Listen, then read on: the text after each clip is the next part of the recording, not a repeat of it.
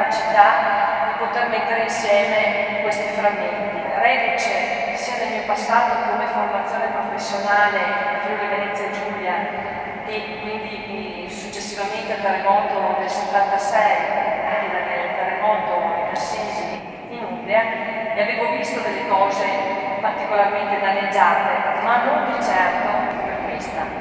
Non sarei dell'idea di com'era questo. Vedi questo pezzo qua?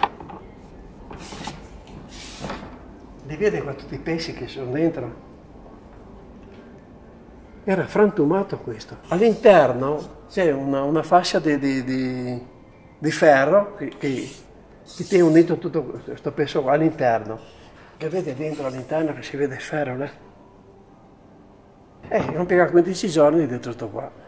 Non so da quale parte cominciare. Tutte le parti sommitali che formano questa andatura nella parte alta siano completamente fratturate e rovinate, per cui abbiamo preso la decisione di ricostruirle. Pesci mancanti, che è questo che si vede bianco qua.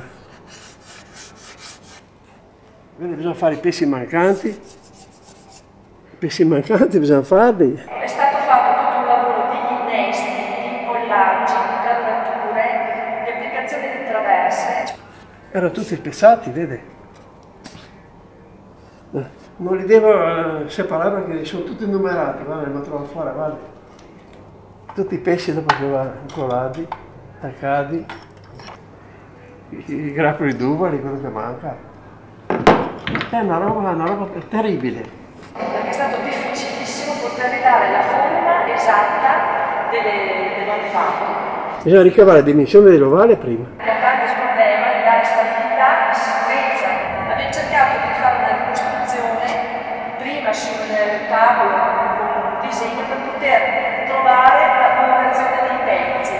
In sostanza il lavoro che hanno fatto un po' ad Assisi sui frammenti della Chiesa San Francesco l'abbiamo fatto noi per Bologna Veneto, quindi se potete immaginare le ragazze del laboratorio che dopo vi presenterò, che hanno fatto tutto un lavoro di stuccatura e di mulinatura, cioè di lavorazione della superficie, in modo tale che fosse più simile possibile a quella originale.